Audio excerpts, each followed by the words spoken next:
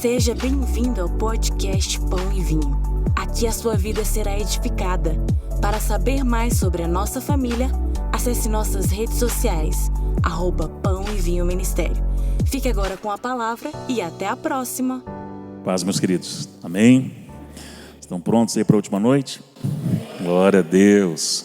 Cris, salva minha água para mim, só por gentileza ali. Nós estamos... Vamos lá, deixa eu... Ele perguntou, mas eu estava de costas, eu não vi. Quem está chegando hoje? Primeiro dia aqui? Pouca gente. Então a maioria pegou pelo menos um dia ou dois. Ok. Vamos lá, vamos recapitular. Eu sou pastor lá em Brusque. Não vou me apresentar de novo, né? Não vai demorar muito. E finanças é o nosso ponto forte aqui, né?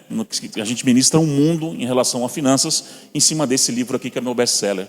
Tá aí já em 5 continentes. Já ministramos em 5 continentes. Falta só um, chegar só na Oceania. Estou profetizando tanto que daqui a pouco abre a porta lá, amém? Austrália, Nova Zelândia, algum canto lá vai abrir para a gente completar o globo. Então, eu levo 6 meses para ministrar isso lá na nossa igreja, num curso que eu tenho direto lá com eles. 3 noites a gente não chega nem em 1/10, nem 1/20 do conteúdo. Então, na primeira noite a gente procurou ser um pouco mais técnico, fundamentar as questões do capítulo 1 e o capítulo 3, prosperidade conceitual, destronando o mamon. E foi bem interessante, porque compartilhando aqui depois no cafezinho ou no caldo ali, a cantina de vocês é chique, né, irmãos? É só coisa top ali. A gente percebeu como alguns vieram fraturados de algumas lideranças abusivas nessa área. Amém? Eu estou há mais de 15 anos ministrando finanças pelo Brasil e pelo mundo, tentando trazer uma cultura bíblica genuína, porque nós somos varridos por mercenários, manipuladores da fé nessa área. Então, quando se falava em seminário de finanças numa igreja, o que já pensava? Lá vem o cara fazer a varredura e levar tudo de oferta. E qual foi o nosso propósito hoje no último dia? Abençoe o teu irmão, semeie na vida dele. É o contraponto daquilo que realmente a teologia da prosperidade impetrou sobre as nossas vidas. E lembra que eu falei da diferença? Manipuladores impõem princípios, os homens do reino ensinam. E aí você vai pegar isso e vai aplicar da maneira que você quiser, ou não aplicar, joga fora, é com você, ok? Agora é desafiador para mim escolher, não, eu não escolho nada, né? Orar e deixar o Espírito Santo apontar o que falar, porque não dá pra... É muito vasto. Na primeira noite tivemos uma ideia de uma direção de fundamentar. Então foi mais técnico, textos, conceitos, e você tem lá o livro para ler, e também tem o curso que a gente esqueceu de falar. A plataforma toda online o pastor vai disponibilizar para você. Hã?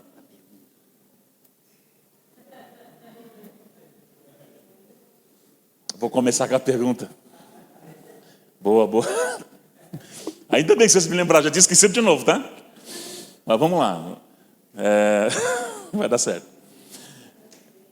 Então, assim, tem uma plataforma online que a gente colocou. Eu não vou repetir tudo que eu falei ontem. Nós colocamos, que é o preço dos filhos da casa lá, barato. O treinamento online na Hotmart, assim, violento. Então o pastor vai passar para vocês aí amanhã ou depois, tá? Tem um livro lá, tem um livro do Jorge Linhares, eu vi que tem alguns exemplares ainda, Os 5 Princípios de um Judeu, Por que o Judeu é Próspero. Esse livro é violento. E eu não falei dos livros da minha esposa, não falei dos livros dela. Eu vi que tem alguns ainda. Recomeços, foi o primeiro que ela lançou, a Carol, é a história de vida dela. Esse livro, ela profetiza que um dia vai virar filme. Eu peguei na mão dela e falei, amém? Porque a história de reconstrução dela com o pai dela, depois de 28 anos, dá um filme. E faz parte da escola de Esther 000001, que ela participou lá na cena quando ela era 9 meses, a escola. Hoje é 4, né? 4 meses. A primeira era 9 meses, era um ano todo. E foi lá que desenrolou muita coisa. Pode ver como a escola de Esther é uma ferramenta poderosa, né? Você, mulher que não fez, aí aconselho. Esse livro, eu já ouvi ela pregar sobre perdão 455 vezes. Onde é que a gente estava que ela pregou agora? A gente estava em São Paulo. O pastor pediu para ela contar o testemunho de vida dela e ministrar. Não, eu não aguento. É muito forte. Não tem condição, não. Então, virou livro. Está lá. O livro Identidade é o carro-chefe, onde ela ministra muito hoje. Para você ter uma ideia, há uns 5 anos atrás, ela estava em umas primícias. Um anjo aparece na frente dela. Entrega uma chave dourada. Se você crê em anjo ou não, está tudo certo. A gente é amigo do mesmo jeito, amém? Certo. Fica em paz aí, irmão. Amém? O anjo entrega uma chave na mão dela, ela sente o peso da chave na mão, e quando ela pega, ela, meu Deus, que chave é essa? Ela escreve esse livro. A chave foi o livro. Tem uma dinâmica para você, mulher, preencher. Esse livro não é para você emprestar para ninguém, porque é um livro pessoal, um livro de ordem pessoal. É o que ela mais ministra hoje, inclusive na escola de estéreo, a matéria favorita dela é o carro-chefe, identidade. Foi dado do céu. Realmente, quando a gente fala que a gente recebeu algo do céu, ela literalmente recebeu algo do céu. E esse ela lançou agora. Agora que eu falo, alguns dias atrás, né? O ano passado. O ano passado. O livro Maternidade, né? Que ela quer inclusive ampliar. Maternidade, ela quer fazer uma segunda edição envolvendo maternidade ministerial. Esse aqui fala muito de você mãe, você filha antes de ser mãe. E no Dia das Mães agora, a semana, é uma boa pedida para você presentear uma mamãezinha aí, né? Mas também tem muito pouquinho lá. Então, os 3 livros da minha esposa, não é porque é minha esposa, mas são bons, são muito bons.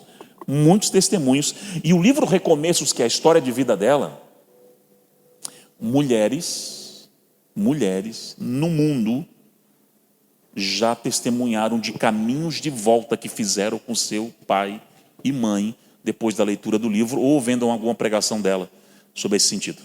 Só na nossa igreja eu perdi a conta de quanta gente pegou o avião, pegou o ônibus, pegou bicicleta, foi até o pai pedir perdão, reconciliar, fazer um caminho de volta e hoje resgatou o relacionamento. É o objetivo, né? É o objetivo esse.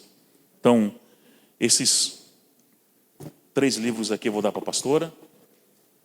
Amém? Glória a Deus. Pega lá para ela.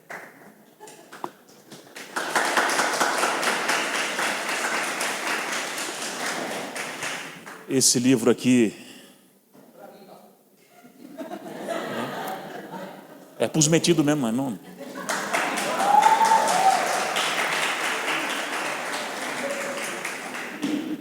A pergunta, eu sei, amém. A pergunta. Isso que eu quero dar para aquele irmão que eu acho que é o dono daqui, né?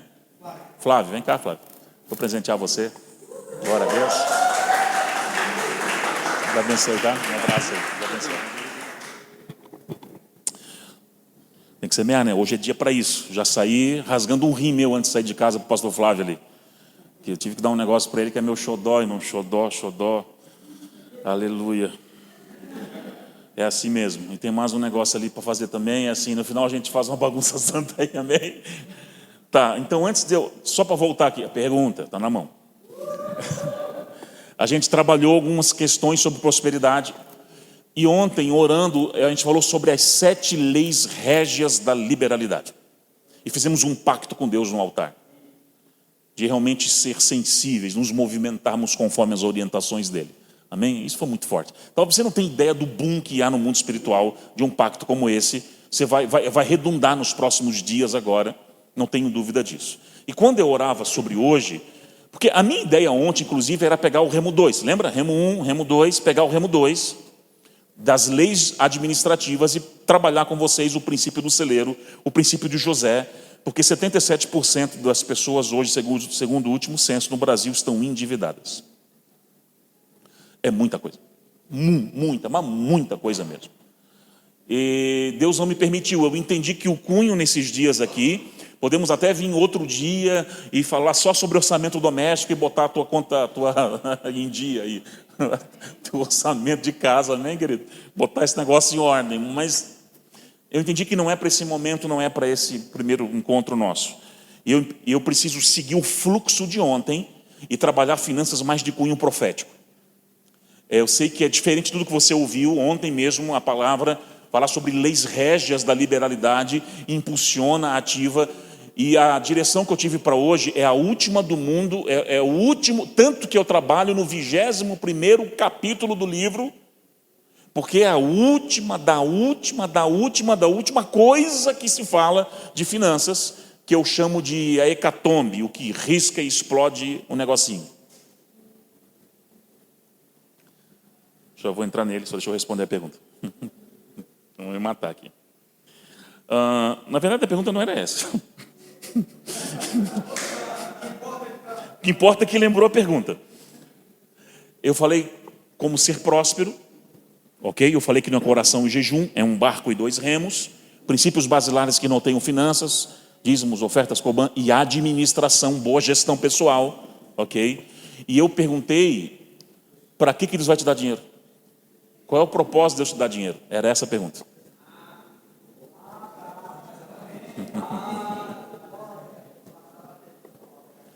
Qual? Para que Deus vai te dar dinheiro, gente? Só tem 2 motivos. O primeiro deles, Eclesiastes 3,13. Pode colocar lá para mim, por gentileza? Eclesiastes capítulo 3, versículo 13.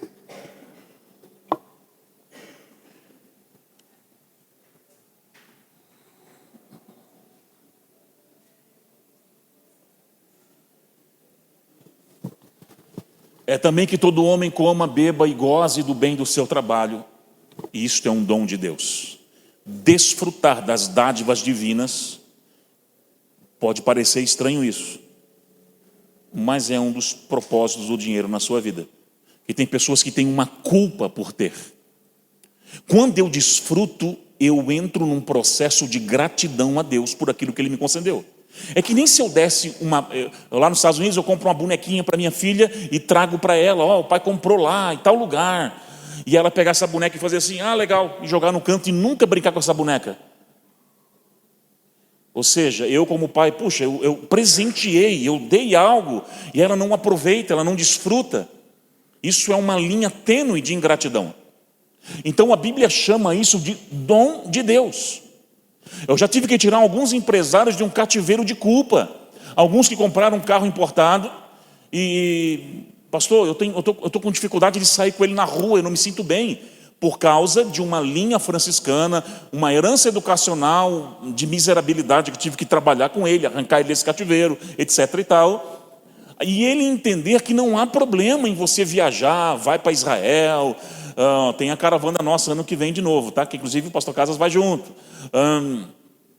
Se quiser que a gente, tem 7 vagas. Pede a bênção do teu pastor primeiro, né? Ou envia eles, né? Amém? Hashtag fica a dica aí. E não tem problema de você. Agora a questão é que alguns pensam que é só isso. E a vida é um grande equilíbrio. Então qual é a segunda grande motivo de Deus dar dinheiro para você? Você ser uma ponte no reino de Deus. Ser voz para quem precisa de voz, ser mão para quem precisa de mão, ser pé para quem precisa de pé, ser resposta para quem precisa de resposta, porque o dinheiro é para tocar o reino de Deus. E se você encontra um equilíbrio entre o desfrutar e o agir intencionalmente no reino, aí você vai longe. Muito longe.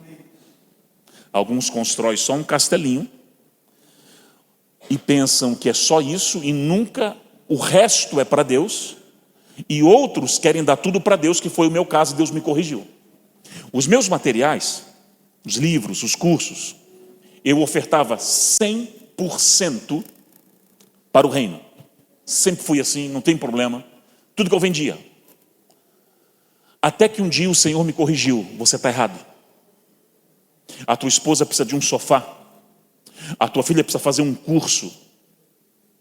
E você não está desfrutando de nada e abençoando a tua casa. Você precisa encontrar o equilíbrio. Eu recebi uma correção, uma das mais severas que eu recebi uns anos atrás, do Senhor nessa área. Foi quando eu chamei a minha esposa e falei, eu estou errado, eu quero pedir perdão para vocês.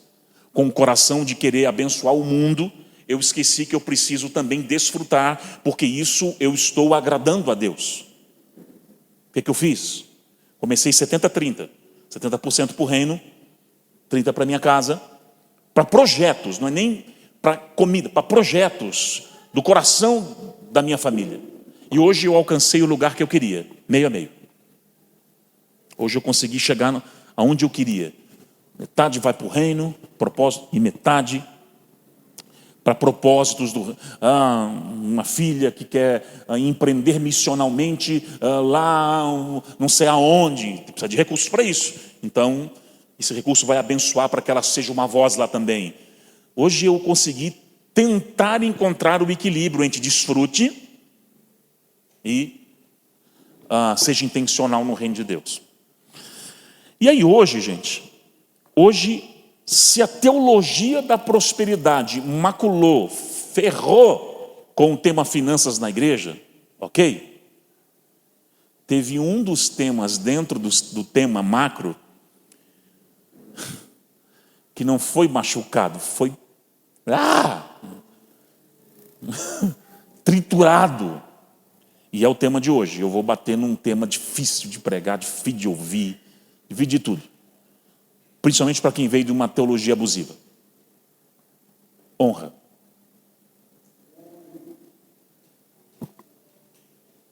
Como talvez você nunca ouviu. Não é porque ensinaram algo errado durante anos numa nação que não tem a forma certa de fazer.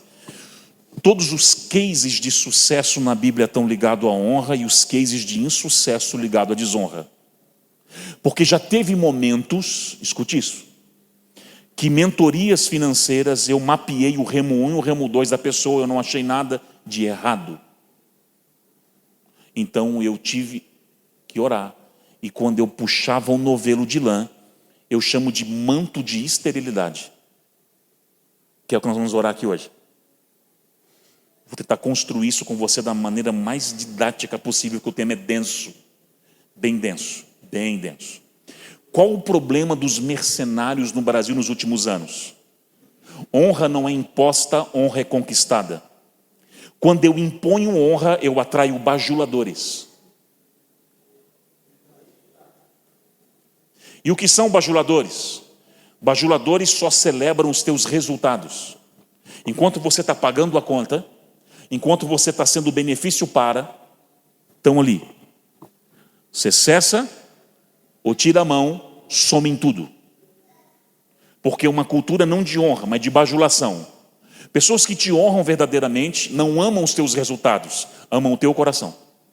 E vão contigo até debaixo da ponte, se for necessário. Essa é a diferença.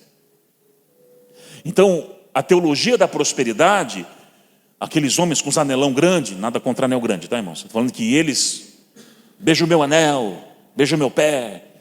Você é aquela coisa daquela honra imposta, agressiva e abusiva,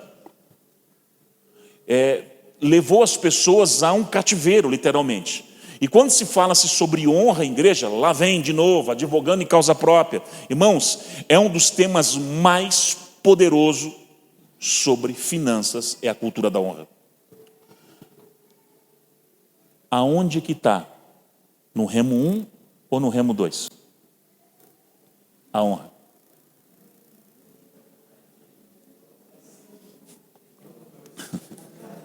Que nem eu falei ontem, nenhum dos dois lugares. Liberalidade, eu falei que é o óleo derramado em cima de todos os... Porque sem o coração generoso não há nada. Não há uma expressão genuína, amém? E onde é que está a honra aqui? Alguém já foi bombeiro ou trabalhou voluntariamente nos bombeiros? Nem eu. Mas você já aprendeu sobre o triângulo do fogo? O que é necessário para ter explosão, combustão? 3 elementos. Oxigênio, ok. O segundo, comburente, combustível, aquilo que queima, palha, feno, combustível, sei lá, palha, papel. E o terceiro, fator ignitivo, é o que risca. É o que e bum. Honra em finanças é o fator ignitivo. Então, na construção do barco, você aplica o remo 1, aplica o remo 2, coloca o azeite da liberalidade por cima e toca uma granada em cima, explode o resto todo. É a honra que faz isso. Que leva a níveis de fertilidade espiritual como nunca antes pensado em tua vida, ou a níveis de esterilidade também como você nunca pensou, ainda que você seja bonzinho nos 2 remos. Então isso geralmente eu trabalho no último, são 5 módulos de finanças, é no último módulo, lá que depois que você trabalhou toda a operacionalização dos remos, como dizimar, como primiciar, como fazer um voto, como fazer um memorial, como estabelecer um corban. Corban são atos de honra. Aliás, honra entra ali. Como estabelecer isso? Trabalhar orçamento doméstico. A minha formação é administração. Então, eu trabalhei durante muitos anos como auditor, na área de controladoria. É a minha área, foi a vida toda. Então, esse remo 2 é onde é a minha paixão. Eu me divirto no Excel.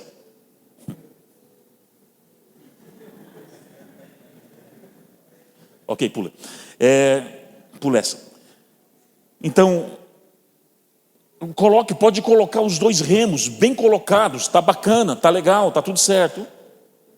Mas existem algumas travas na sua vida e na sua história que, se você não deixar o Espírito acessar, você não vai muito longe. Então eu vou pegar um texto como base e nós vamos construir aqui essa questão de honra. E eu estou só obedecendo ao Espírito Santo, porque é a última coisa do mundo que eu pensei que eu ia falar hoje. Eu, na minha mente, programei hoje pelo menos 3 princípios basilares do Remo 1. Eu queria falar sobre voto, memorial e primícia, mas já não sou eu mais quem decide nada, né? Há muito tempo. 2 Reis, capítulo 4, versículo 8. 2 Reis, capítulo 4, versículo 8.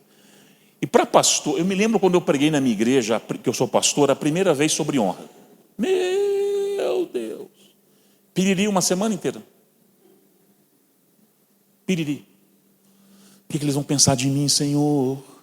Vão pensar que eu sou mais um roubador, um mercenário.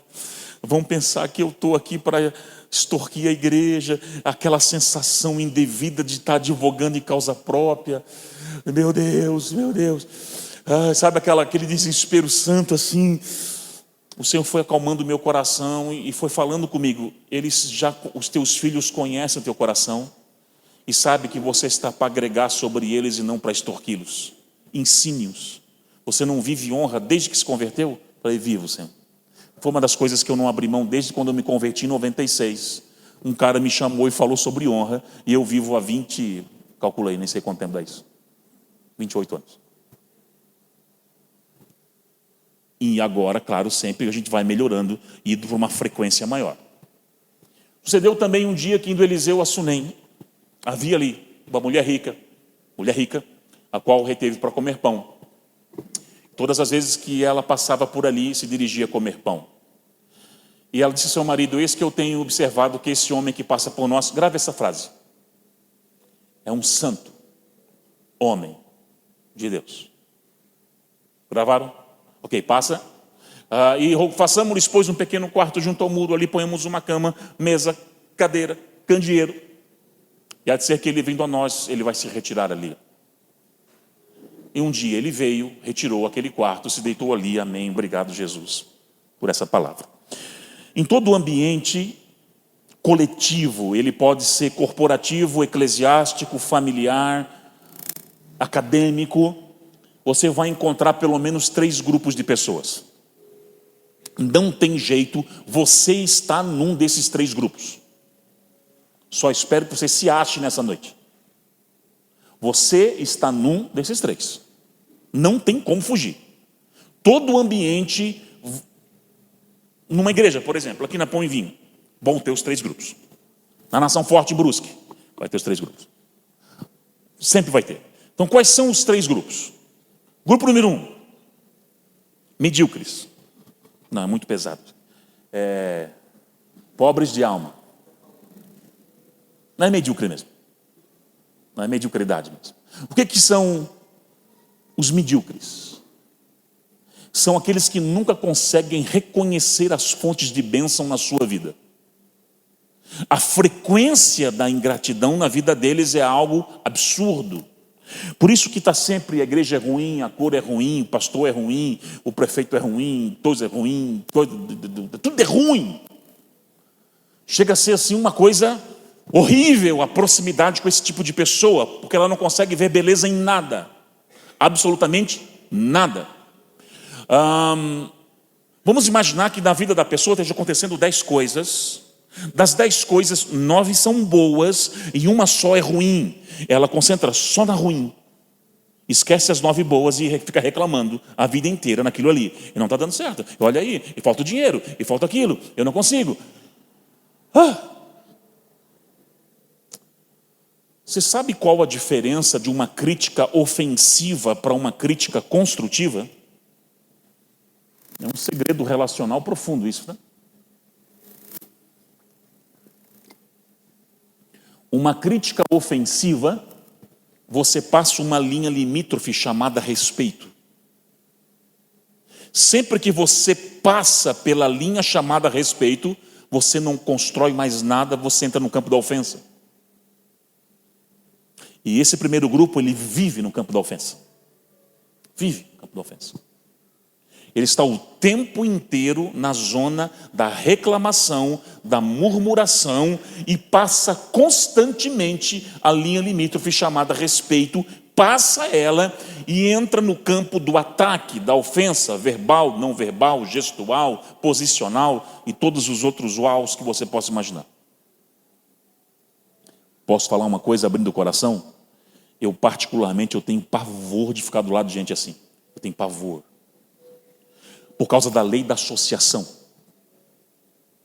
Se uma pessoa, você acha que essa garrafa aqui é legal, é bonitinha, mas se chega alguém do seu lado e fala assim, não, ela é feia. E no outro dia, ela é feia. E fica uma semana no seu ouvido falando, não, ela é feia. Depois de uma semana você vai olhar assim, não, acho que é feio mesmo. É a lei da associação.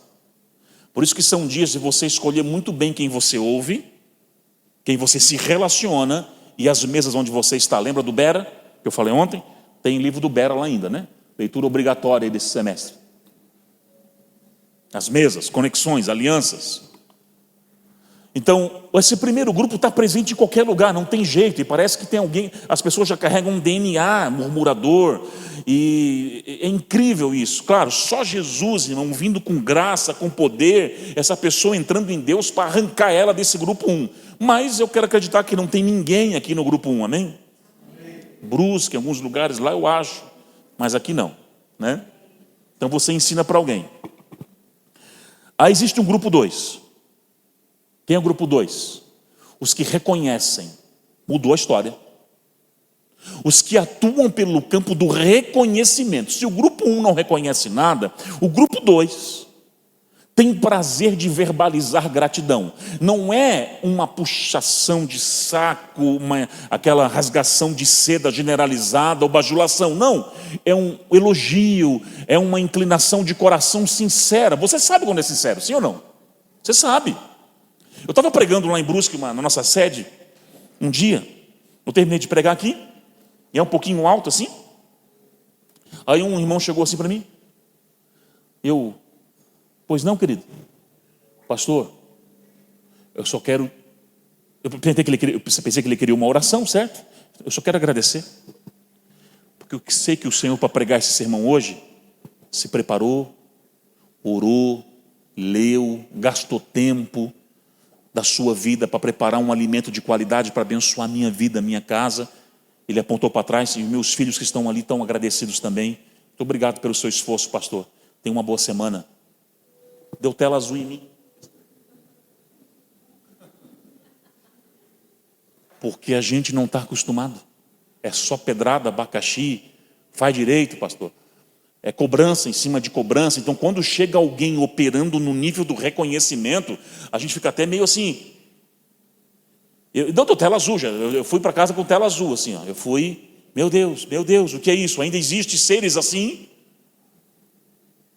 Ainda existe gente assim? Esse grupo de pessoas é diferente do grupo 1, porque assim, ó, de 10 coisas acontecendo, pode estar 9 ruins e uma só boa. Ele pega aquela boa, ergue um altar de gratidão a Deus, obrigado, Senhor, e olha para as outras 9 que estão atravessadas, e eu creio que o Senhor vai fazer um milagre nessas 9, logo, logo, em nome de Jesus. O copo está meio cheio ou meio vazio? É isso mesmo. O grupo 1 sempre vai ver meio vazio, o grupo 2 sempre meio cheio. Então são pessoas hoje, eu tenho prazer, eu amo estar no lado de gente assim, otimista. Não é que vive em Nárnia, irmãos, não é isso. Está em Nárnia, colapsou as ideias e vive no mundo narniano assim, vendo o canguru pegar elefante. Não, eu estou falando assim, gente otimista, gente convicta, gente que celebra a vida, gente que não, vamos orar, Deus pode fazer, e anda em fé, e cara, como isso é apaixonante, e pessoas que conseguem reconhecer a vida dos pastores, conseguem reconhecer a vida da igreja, a vida do Estado. E posso falar uma coisa para você? Eu preguei isso uma vez lá em Brusque. Quantos não são de Brasília, ou, não estou nem falando da cidade aqui, mas não são, mas que vieram morar para cá, não são desse lugar. Nasceram em outro lugar, sul, sudeste, norte, nordeste. Levanta a mão de novo, por favor. Ok. Se você não amar o lugar que Deus te colocou, você nunca vai prosperar plenamente nele. Conectividade com a terra gera o fruto todo que ela tem. Quando eu me mudei para Brusque, há quase 9 anos atrás, eu beijei o chão e falei: Brusque, eu te amo e eu vou beber de todas as tuas fontes. Eu conectei com a terra. Pensamentos de retrocesso, de retorno o tempo todo, você nunca vai prosperar. É pesado, mas eu precisava falar. A tsunamita, estou falando de prosperidade. Você não prospera numa terra que você não ama. Você não prospera. Você vai ser um mendigo espiritual e financeiro em lugar que você não conectou o seu coração, porque é você dizendo para Deus o tempo todo: você errou, quem estava certo sou eu e não você. Vou parar aqui que essa coisa está ficando tensa. Entendeu? A tsunamita via esse profeta passar, Eliseu. Ali era um caminho das suas peregrinações proféticas. Ele sempre passava por ali. Sempre passava por ali. Era um caminho das suas peregrinações. E um dia ela está na casa dela, uma mulher rica, abastada, ela cutuca o marido. Estou fazendo aqui uma montagem ilustrativa. E será que assim, onde é que ela olha assim, ele sempre passando ali, e ela solta, verbaliza algo para o seu esposo. Está vendo aquele homem? Sim, ele é, lembra da frase? Santo homem de Deus. O que ela fez aqui? Grupo 2, reconhecimento. O que ela fez é o grupo 2. Essa mulher, ela já atuava no grupo 2, não mais no grupo 1. Ela conseguia reconhecer fontes de bênção. Ela conhecia, esse homem é uma fonte de bênção. Ele é um homem de Deus.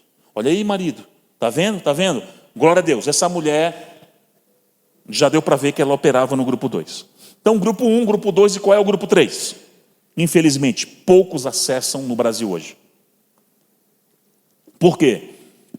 Uns porque são avarentos, outros porque não têm conhecimento e outros porque foram fraturados debaixo de autoridades abusivas, e você usa isso como muleta até hoje.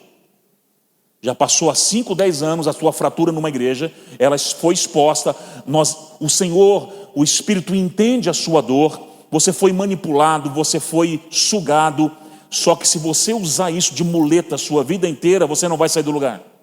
Chega uma hora que você precisa romper, entender que você precisa passar para um nível novo. As coisas velhas já se passaram, eis que tudo se faz novo.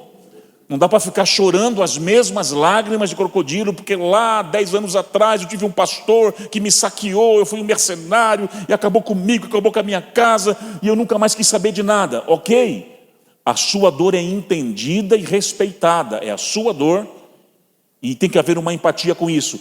Agora você vai usar isso de muleta a vida inteira?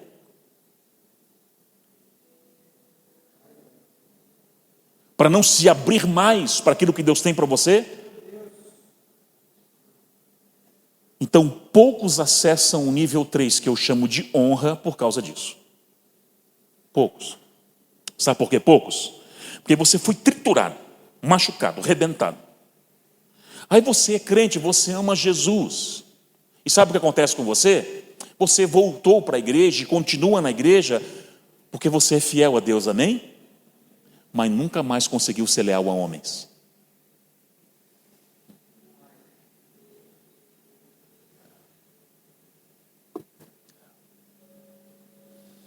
Porque você está sangrando ainda, hein? E não reconhece isso.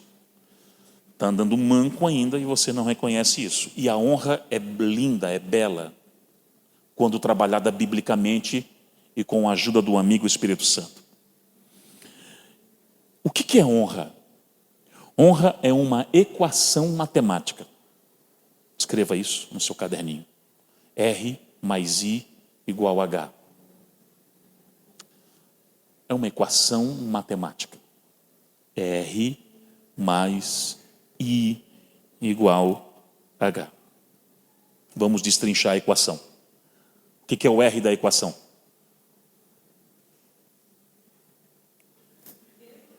Não? Grupo 2, reconhecimento. Não existe honra sem reconhecimento, amém? Nunca vai existir honra sem reconhecimento. R, reconhecimento. I, investimento. Igual a H, honra. Não existe um processo completo de honra sem investimento. Jamais. A sunamita olha o profeta passar de novo. E no outro dia, na outra semana, no outro mês, sei lá quando, ela cutuca o marido de novo e fala assim: onde é que será que esse cara dorme? Na caverna? Debaixo da árvore? Marido, vamos construir um quarto? Botar uma cama, um candeeiro? Uma cadeira? Uma peninha para ele escrever o esboço de domingo? Vamos fazer um negócio. É onde surgiu o termo quarto do profeta, né? Aí o marido, ok. Teve que gastar dinheiro para construir um quarto, sim ou não? Então teve investimento. Ela já operava no R, operou no I, fechou a equação. Semeadura opcional, a colheita obrigatória. O profeta passa, ela chama, você tem um quarto agora. Toda vez que você passar aqui, você fica quanto tempo você quiser, a hora que você quiser. A casa é sua, o quarto é seu, a cadeira é sua, usa, usufrui, manda ver, é seu. Por que você acha que o profeta Eliseu fica insistindo em saber o que a mulher precisa? Ele manda o seu servo, vai ver o que ela precisa. O servo vai, o seu auxiliar, ela é rica, abastada, lembra do texto, versículo 8? Rica, abastada. Ele chega, vê que ela tem tudo. Ele volta para o profeta. Senhor, meu senhor, ela tem de tudo. Tudo ela tem. Por que há uma insistência do profeta? Porque ela fechou uma equação. Nós temos uma escola de profetas na nossa igreja que nós chamamos do princípio de rasgar o manto. Ela rasgou o manto do profeta. Semear é uma opção, a colheita é obrigatória. Vai de novo e descobre. O guri volta. E cata, e pergunta para cozinheiro, pergunta para jardineiro, o que essa mulher não tem? Até que ele ouve. Ela não tem uma coisa. Filhos. Ele volta com a informação. Descobriu uma coisa que ela não tem. O quê? Filhos. Em 9 meses vai abraçar uma criança. Por quê? Porque ela fechou uma equação. Semear uma opção, a colheita é obrigatória. Ela fez o que ninguém fez e colheu o que não tinha ninguém colhido até então naquela época. Na região dela, na cultura dela, enfim.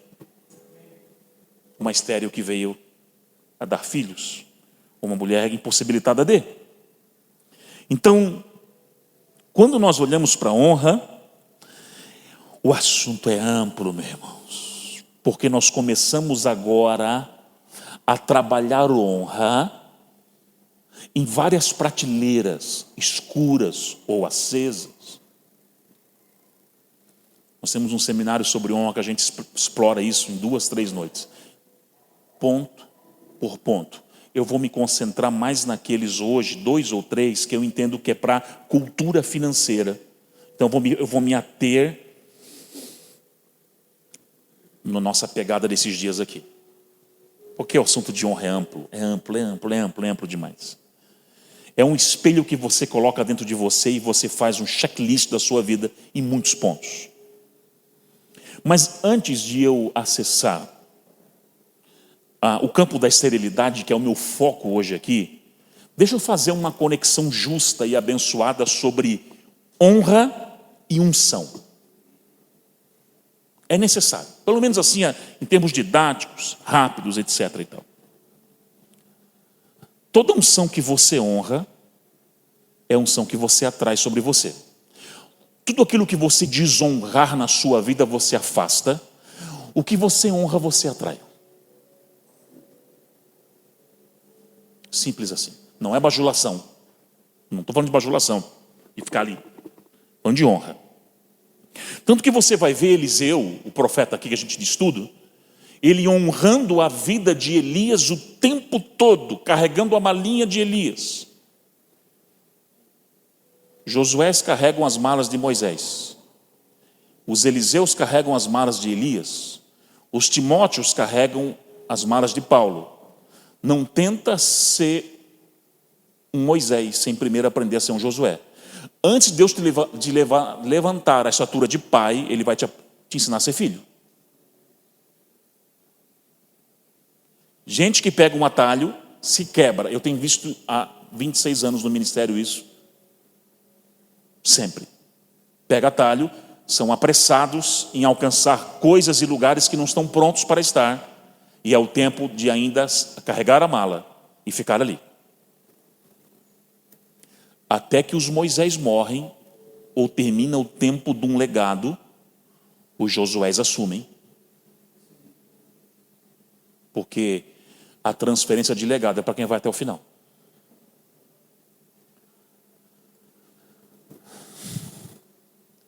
Ok.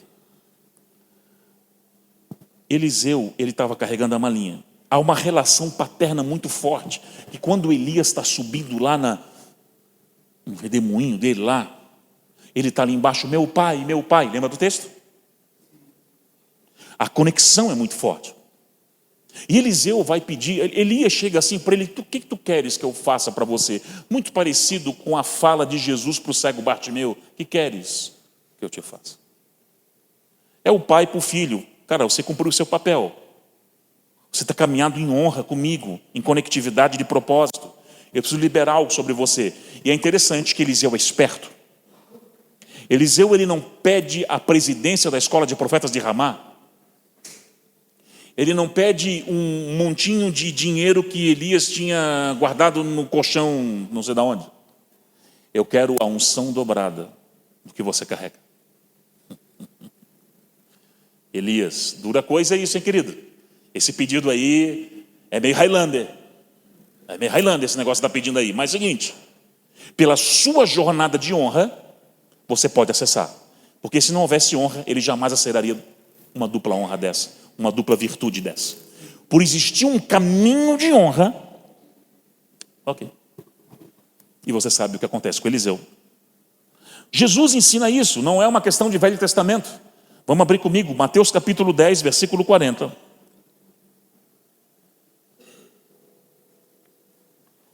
Mateus 10, 40.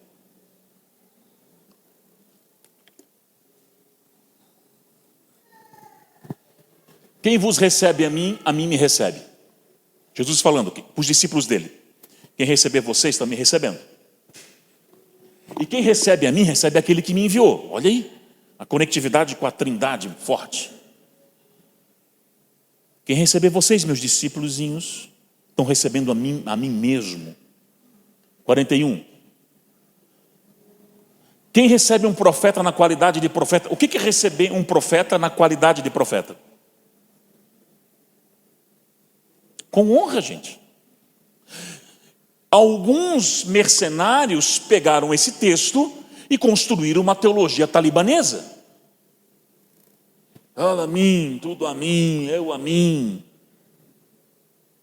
Mas não é que ensinaram errado, que o texto não fala a sua verdade. O que recebe um profeta na qualidade de profeta, recebe o galardão desse profeta, rasga o manto desse profeta, arranca dele.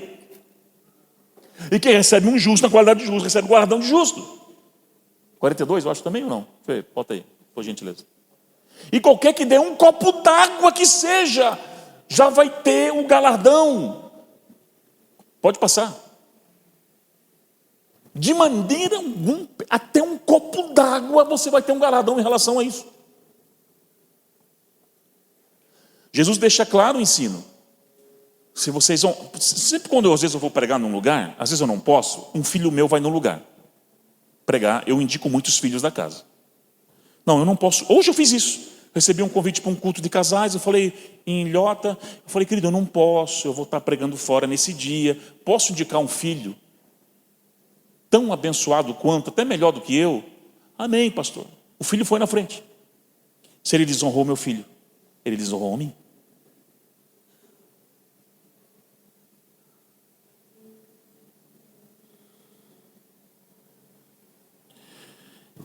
Eu não ia falar isso, mas deixa eu falar uma coisa. Sabe, para mim, eu vou ter que falar. Está meio tenso aqui hoje mesmo, então vamos até o final. No Remo 1 aqui, você sabe qual uma das práticas mais poderosas para mim, que foi manchada também por mercenários? A cultura das primícias. A primeira parte. Você é obrigado? Não, ninguém é obrigado a nada. Você é obrigado a ser próspero? Claro que não. Você fica onde você quiser. Está tudo certo. Eu pratico primícias há 200 anos. Desde que eu me entendi por gente, eu pratico primícia ao sacerdote. Como eu primicio? Você pega o livro, ouve ali, lê, você aprende. Eu não vou gastar tempo com todos os textos, todas as coisas. Meu Deus, aqui a gente não sai daqui hoje, não é o objetivo. Mas sabe qual é a primícia ao sacerdote? Que foi tão manchada, tão detonada. E é um ato de honra, você faz se quiser ou sentir no coração ou não. Lá na nossa igreja, tem algumas pessoas que primiciam, outras que não. E todo mundo é tratado igual. Alguns entenderam, outros não. É a oferta mais poderosa que eu pratico. Sabe por quê?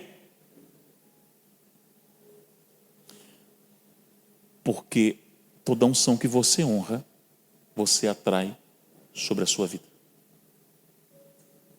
Quando eu primicio, eu estou rasgando o manto do meu pastor todos os meses e arrancando dele, extraindo dele aquilo que ele carrega. Os maiores benefícios não serão só em finanças, é no teu ministério. A primícia, o lugar que ela mais te abençoa é no teu chamado, no teu ministério, não é só em finanças. Fecha parênteses. Então você pode pegar o livro lá e ver como é que você faz isso ou não, está tudo na paz. Eu precisava entrar nesse quesito de honra, porque a ligação de honra e unção é muito forte. Muito forte. A minha esposa chegou para mim há 2 anos atrás e falou assim, a gente já oferta, né, nossos pais espirituais, a gente faz muito mais do que primícia, enfim, uma direção que Deus deu. Mas a minha primícia pessoal, meu amor, ela teve um sonho e Deus deu para ela. Na verdade, ela não fazia primícia pessoal. A gente fazia faz até hoje a coletiva da casa. Mas ela falou assim, a minha pessoal eu vou começar a dar. E quando eu fui chamar a mãe da casa, Deus me deu um sonho. Eu vou fazer na sua vida, meu amor. Eu dei para minha esposa, você vai primiciar em mim? Ela, sim. Eu preciso. Ela teve uma direção específica, muito específica. Ela veio, não, gente, a tua esposa primiciar na sua vida é muito estranho. Primeiro dia que ela veio com o dinheirinho assim, ora por mim. No quarto, eu peguei, abençoei ela. Naquele mês, ela recebeu 3, 4 vezes mais do que ela recebeu, acho, nos últimos anos na vida dela. Ela chegou para mim assim, meu Deus do céu, se eu soubesse que isso era tão forte, eu tinha feito faz horas. Eu falei, a cultura da primícia é forte. Não só financeiramente, como ministerialmente. Muito forte. 1/30, né, dos seus rendimentos. Agora vamos para aquele campo que eu gostaria de entrar, que é a questão da esterilidade financeira. Esterilidade. Quando nós estamos aqui em Mateus capítulo 9, você não pode colocar, tá? Mateus 9, 1. Mateus capítulo 9, versículo 1.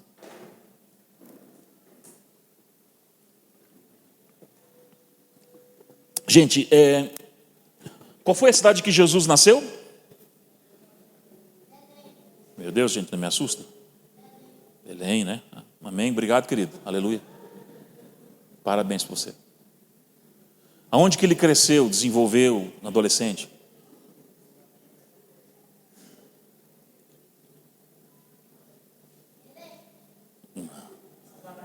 Nazaré, gente. Não me assusta aí. Nazaré. E qual que é essa? Ele chegou à sua cidade. Que cidade é essa? Nenhuma das duas. Ele chegou a Cafarnaum, que foi conhecido como a cidade de Jesus, porque Cafarnaum foi o quartel-general de Jesus, aonde ele operou um número enorme de milagres, de prodígios, e foi a cidade que mais o desonrou. Qual a condenação da desonra de Cafarnaum? Uma das condenações mais severas que estão na Bíblia, que é Mateus 11, 23. E tu, Cafarnaum, que te ergue até os céus, serás abatido até os infernos. Porque se lá em Sodoma, pode até botar aí Mateus 11, 23, se Sodoma, comparou com Sodoma, se lá em Sodoma eu tivesse passado e operado os milagres que eu operei em você, teria se convertido o povo faz tempo. Por isso que no dia eles teriam permanecido até hoje, se eles vissem o que vocês estão vendo. Por isso que no dia do juízo vai ser mais leve para Sodoma do que para vocês. Eu já vi condenação na Bíblia, mas Cafarnaum bateu o recorde. Ela foi assim, nível Highlander, assim, um tomahawk que eles levaram. Por causa de quê? Da desonra. E aí, gente, quando eu no início, fazendo mentorias financeiras, em alguns casos a gente fica assim, rápido. Remo 1, falta isso. Remo 2, falta isso. Querido, ajusta, pelo amor de Deus. O cara ajusta e vai. Alguns casos me deixaram em crise. Alguns cases de estudo me deixaram em crise. Porque eu ia por Remo 1, o cara estava ali, dizimava, ofertava, até primiciava, tudo certinho. Eu ia por Remo 2, existe algum controle orçamentário doméstico na sua vida, querido?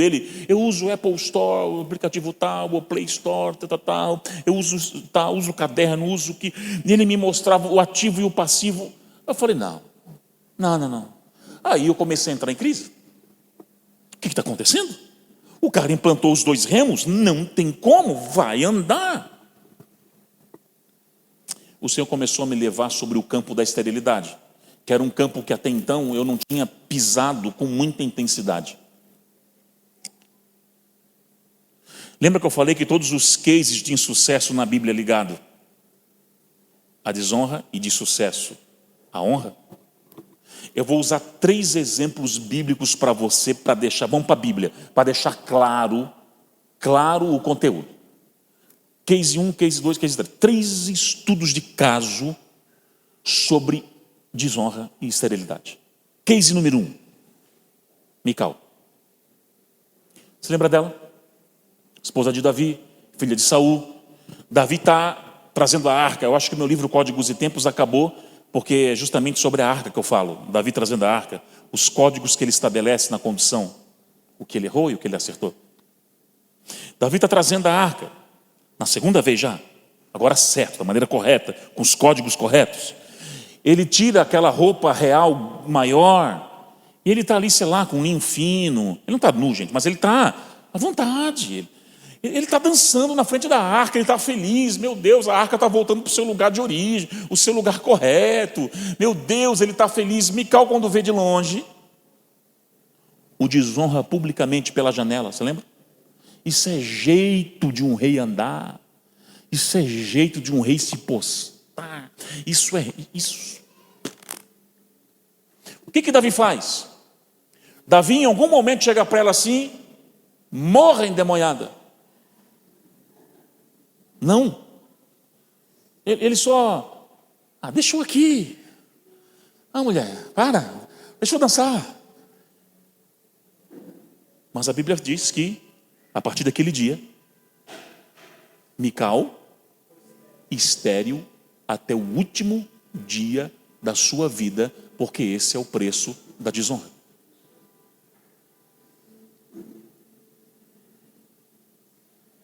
Com pai, com mãe, com pastores, em níveis de autoridade.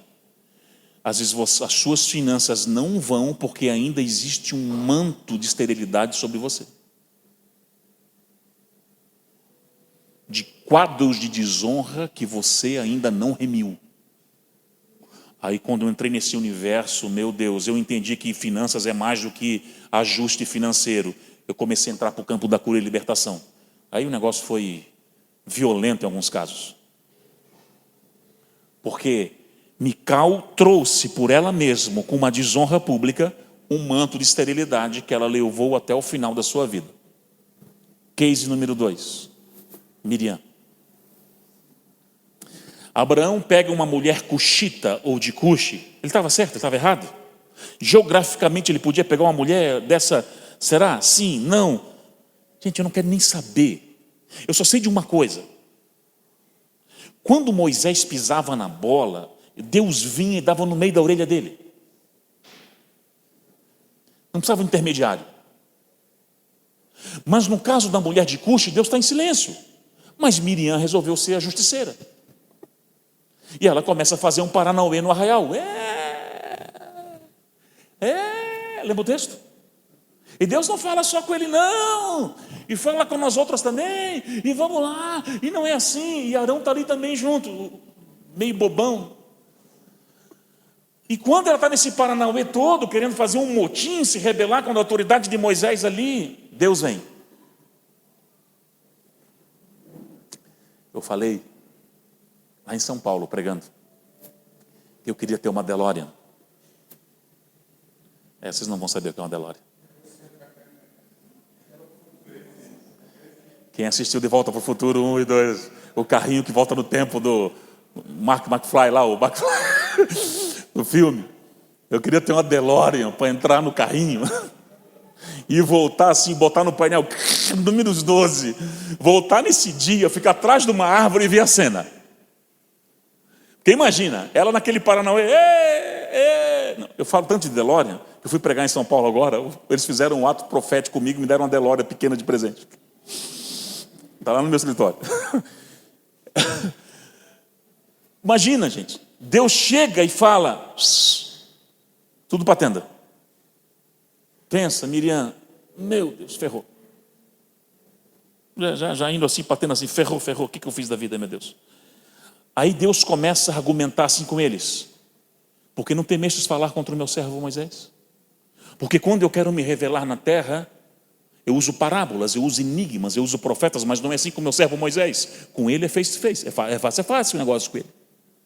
Porque não temestes falar contra ele. E naquele exato momento, o que acontece com Miriam? Lepra, da cabeça aos pés. Lepra é uma doença de conotação de pecado, de separação social, de uma série de coisas. A lepra, violenta lepra. Moisés, que era um homem manso, ele chega para Deus e fala, oh Deus, perdoa minha irmã, deu tela azul nela, ficou louca a criatura. Às vezes ela dá assim mesmo, ela dá um rompante maluco, tem piedade, pelo amor de Deus. Aí Deus vem, ela fica 7 dias fora do arraial. Então tá, ela vai ficar 7 dias fora, vai cumprir o processo de purificação. A nação inteira para por causa de Miriam. Ela virou um mico nacional. Paramos por quê? Miriam está leprosa. Depois de 7 dias ela volta. E ela está curada sim ou não? Está curada sim ou não? Sim, a pele branquinha, purificada, top. Tá, e daí? Daí é o seguinte, quem foi Miriam até números 12? Profetiza, tocadora de tamborim, dançarina de Jeová, canela de fogo do arraial. Quem é Miriam depois de números 12? Nada, morreu e foi sepultada com seus pais, porque esse é o preço da desonra, esterilidade. Ministerial, consequentemente financeira, emocional, e tudo é uma avalanche. Case número 3, esse me deixou em crise uns 4 meses. Esse foi terrível para mim. Noé. E demorou para eu entender. Tive que entrar em Deus com força. Noé planta uma vinha. Noé toma uma cachaçada histórica. Noé fica peladão na tenda numa baladinha, pessoal, uma coisa ridícula, uma cena esdrúxula. Entra o filho Cã. E ele olha a nudez do pai e vai falar para a pessoa: o pai está lá peladão, o pai não sei o que, o pai... Os irmãos ouvindo aquilo, falou: cala a boca, guri, vamos lá. E os dois irmãos vêm, pegam uma toalha, entram de costas para não ver a nudez do pai. Pai, está onde? Está onde, pai? Está onde? Está onde? Tá onde? Quando acha o pai, pum, enrola ele, coloca para dormir, sossega o pai. No outro dia Noé acorda. O que aconteceu? O que aconteceu? Pai, você tomou uma cachaçada e tal. E o Cã veio, falou, e nós viemos e ele chama Cã. E aí ele amaldiçoa Cã, sua geração, papagaio, calopsita, gato, tudo que tinha. Eu falei: não, Senhor, não, aqui eu estou com dificuldade de entender. Quem plantou a vinha foi Noé, não foi Cã. Quem tomou uma cachaçada histórica foi Noé, não foi Cã. Quem ficou peladão na tenda foi Noé, não foi Cã. Me desculpa, mas o Senhor, me perdoa, mas eu tenho que entender isso aqui. Não consigo. E depois de insistir tanto, o Senhor falou comigo. Sabe por quê essa condenação em cima de Cã? Porque um erro de uma autoridade não te autoriza a você quebrar um outro princípio em cima e desnudar uma autoridade espiritual. Um erro não te autoriza você a cometer outro erro em cima. Estabelece um princípio, ele te vai favorecer. Quebre um princípio, ele vai quebrar você no meio.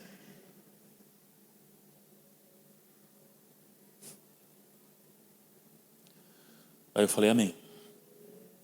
Você pode ter tido um pastor abusivo, pode ter tido um pai abusivo, uma mãe abusiva, mas ela é uma autoridade que Deus constituiu sobre você. Deixa eu falar uma coisa aqui. Queimou meu coração, irmãos, eu preciso falar. Se você saiu da sua casa, jovem, menino, sem as bênçãos do teu pai, você casou, hoje você fala com os teus pais, você tem mesa com eles, mas nunca remiu a desonra de não ter saído na bênção deles. A plenitude financeira nunca te alcança até o dia que você remir isso. Há um manto de esterilidade sobre você, até o dia que você fazer um caminho de volta, lavar os pés dos seus pais, pedir perdão pelo tempo que você, pela ignorância, saiu de casa, estabelecer um altar, uma oferta, e remir, e arrancar, e pedir para ele arrancar esse manto de esterilidade sobre você. Por isso que as tuas finanças não vão para frente. Ou vão para frente não é não para frente que você não tem nada. Elas não vão para frente na intensidade que deveria. E, gente, eu atendi um milionário esses dias, que me chamou para um almoço. Ele, comprei agora uma BMW, não sei o quê. Eu falei: para. Não vou falar o que eu falei para ele. Tu é um miserável. Tu é um mal acabado de um miserável milionáriozinho que não entendeu nada. E falei uma palavra bem forte, porque ele tem que entender na base da pancada mesmo. Ele, homem assim não fala comigo não. Eu falei: fica quieto. É uma palavra profética. Deus não te chamou para ser milionário, te chamou para ser bilionário. E a tua mente miserável, avarenta, egoísta, dominada por Leviatã, não permite você acessar o nível que Deus preparou para você. Ele quase bateu em mim. Ele levantou assim, eu falei: eu vou apanhar aqui, mas vamos se engalfiar no chão e está tudo certo.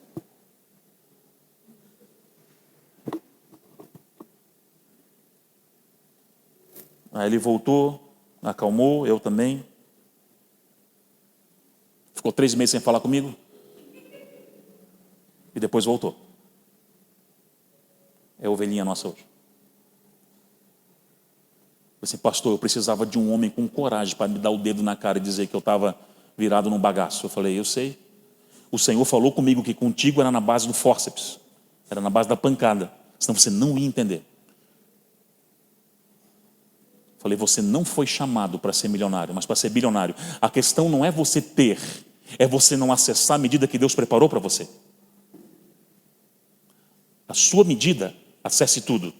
A tua medida é diferente da dele, que é diferente da dele, que é diferente da minha. Cada um tem a sua medida. A questão é você não viver a medida dele para você, dos céus para você.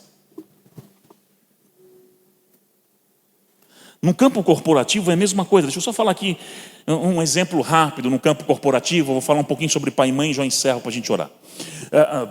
No campo corporativo, todas as empresas que eu passei, eu peguei, irmãos, eu lembro que eu peguei um gerente geral. Eu era auditor. O cara não era grosso.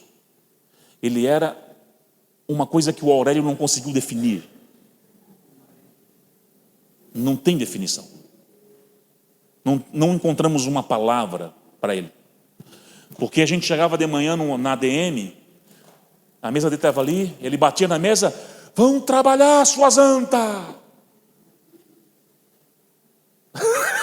Hoje dá processo, hoje dá um monte de coisa, né? Mas naquela época era assim, o pessoal corria. O que eu comecei a fazer, eu tinha entendido sobre honra, eu vou honrar ele. Porque a cultura da honra será mais desafiada no lugar onde você não tem afinidade. Eu fui honrando ele. Eu lançava um livro, eu ia levar para ele. Eu me lembro que o primeiro livro que eu lancei era Por que não recebo o batismo no Espírito Santo? Ele é um ateu nato. Falei, ô senhor, eu lancei um livro, eu quero dar de presente. Ele falou, é escritorzinho agora? Que tema de raio é esse? Vai trabalhar, seu miserável. Eu falei, leia, o senhor vai ser abençoado. Quando ele chegava no café, todo mundo saía, eu chegava junto, pegava no bíceps, tá malhando, hein? Daí ele, não, estou fazendo um treino aí, que não sei o quê. Falei, que treino? Não sei o quê. Legal. Resumindo, eu precisei 2 vezes desse homem, em 2 situações críticas da minha vida. E ele fez para mim e para minha casa o que ele não fez para ninguém em 30 anos de empresa. Me abençoou, que nem o filho dele, ele não abençoava, de tão ruim que ele era, ele abençoou eu e a minha casa. Cultura da honra. Nessa mesma empresa tinha um auditor e dos auditores, o chefe dos auditores, crente e virou meu amigo. Esse era gente boa, amigão, crente, compartilhávamos o reino de Deus. E ele fazia aniversário de casamento, assim, tipo era outubro, novembro. E eu conhecendo, eu passei na mesa dele, eu saí da minha mesa, eu passei na mesa dele, eu bati nas costas. Vai levar a patroa aonde esse ano aí? E ele, falei, que? Não, o quê?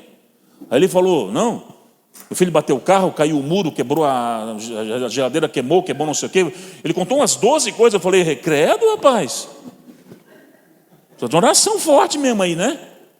Ele, não, já decidi com a minha esposa, nós vamos ali, um cachorro quente, vamos assistir um filme, só eu e ela, e esse ano não tem nada. E aquilo me deu um ruim. Cheguei em casa para Carol, meu amor, eu ganhei uma oportunidade na empresa hoje, porque sementes para mim são oportunidades. Eu ganhei uma oportunidade. Ela, o quê? Semear um jantar na vida do meu chefe. Só que ela estava meio sem dinheiro. Não espere ter para fazer. Faça quando ele te mandar. Se você esperar ter vontade para orar, sabe quando você vai orar? Nunca. Se você, o dia que eu ser milionário, o dia que eu tiver dinheiro, eu vou dizimar, eu vou fazer isso. Você não vai fazer nunca. Uma mão já impera sobre você e você não se ligou ainda. Aí eu cheguei, juntei o dinheiro todo, irmão, juntei o dinheiro todo que eu podia. Ele gostava de frutos do mar. Eu fui no lugar mais caro em Joinville, na zona lá norte, lá perto do aeroporto. Que eram 2 rins que ficavam naquele restaurante lá. 1 rim, mais 2, joga mais uns 5 de outras pessoas junto. Mas eu peguei ali 2 rodízios completo, suco e até gorjeta para o garçom deixei. Fiz um envelope. Aí no outro dia eu fui na mesa dele. Chefe, pode ficar de pé, por gentileza? Sim. Eu fiz esse ato aqui, ó. Esse é meu casamento. Honrando o seu casamento. Ele pegou, abriu. Esse homem demandou a chorar, irmão. Demandou a chorar. Falou, cara, isso não é normal. Eu falei, esse é o problema. Honra era para ser normal e virou anomalia. Virou uma coisa, uma anomalia. Aí, eu faço aniversário de casamento em fevereiro. Fiz agora.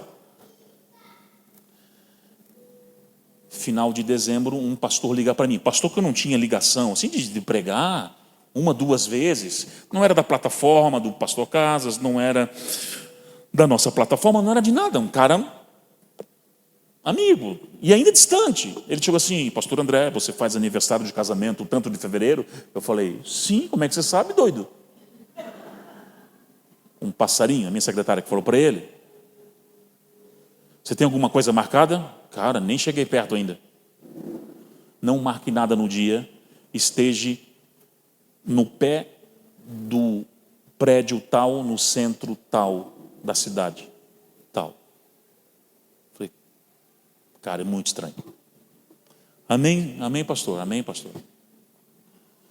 Falei para Carol: tá estranho. No dia a gente foi para lá, arrumadinho. Eu falei para ela no carro: eu tenho plano B. Se isso aí for uma sacanagem daquelas boas, eu tenho plano B, já tenho uma reserva para nós aqui, dá tudo certo.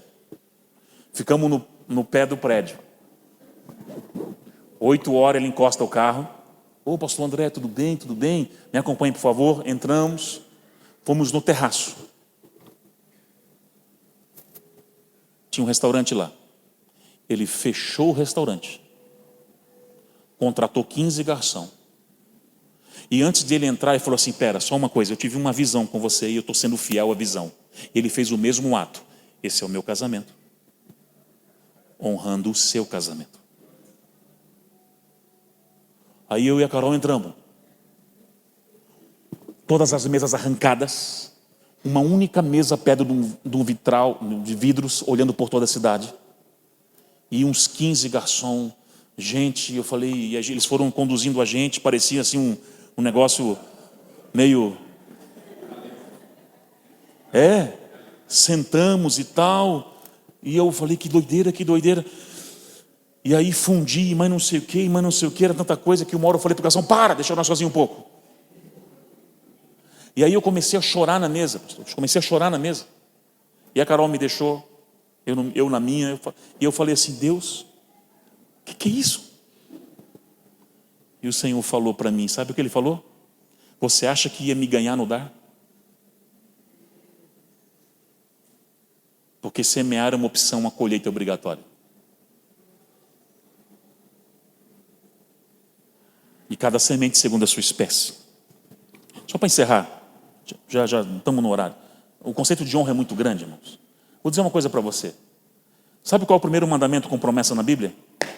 Honrar pai e mãe, para que a prosperidade te alcance e tudo vá bem, e para que você tenha longevidade. Se honra é uma equação matemática, R mais I igual a H, tem que haver investimento em direção aos seus pais. Você paga pizza para todo mundo. E qual foi a última vez que você levou os seus pais para jantar?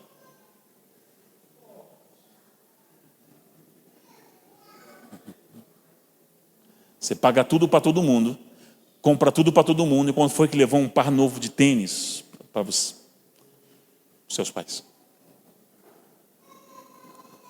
Anos atrás eu tomei uma decisão, ninguém é obrigado a fazer isso, óbvio que não, foi muito pessoal. Eu decidi dizimar 20%. Eu decidi, uma decisão minha pessoal. Chamei meu papai, falei assim, quando ele era vivo ainda: pai, eu preciso romper, e para romper eu preciso fazer coisas novas, porque mesmo as atitudes só levam a resultados iguais, atitudes diferentes, resultados diferentes. E eu quero honrar a sua vida como meu pai, como meu progenitor, como homem que deu a vida por mim. Meu pai não era perfeito. E eu dizimo 10% na igreja, e hoje eu vou dizimar 10 na igreja e mais 10 na sua vida. Ele: ô filho, para. Eu falei: não, pai, você não está entendendo. Me permita ser abençoado. As minhas finanças explodiram depois daquilo. Explodiram. E aí meu pai faleceu em 2019. Chamei mamãe e falei: mãe, o propósito não acaba. E esse dinheiro, eu sei que você tem a sua aposentadoria, você vive bem. Esse dinheiro que eu vou te mandar, viva, viaje, compre as suas coisinhas, vá ser feliz. E falei para os meus irmãos: não toque no dinheiro do meu propósito para ela, que esse é para ela fazer as coisinhas dela. Então eu mando, e falo: mamãe, me abençoa. Mando o pix para ela: Deus abençoe meu filho. Eu me ajoelho já no meu quarto e falo: eu recebo, em nome de Jesus eu recebo. Levei minha mãe para Israel. Pensa ela em Israel, irmão. Doideira. Subiu o Sinai. E ela pensava que os beduínos falavam português, ficou conversando português com ele a viagem toda. E eles, Eu falei, mãe, você sabia que ele não falava português? Mãe, você não me disse nada. Eu falei, amém. Ele recebeu no Espírito. Ela é uma figura, uma das minhas maiores intercessoras. Era difícil para o meio meus irmãos pecar, porque Deus mostrava em sonho para ela. Ela chamava na chincha. Você pecou? Sim. Era difícil pecar perto dela, irmão, porque a bichinha não era fraca. Hoje é diaconisa da igreja. Então, a honra te favorece, te protege e te leva a níveis maiores. A desonra vai te levar a um lapso de esterilidade. E eu quero que você fique de pé comigo, em nome de Jesus.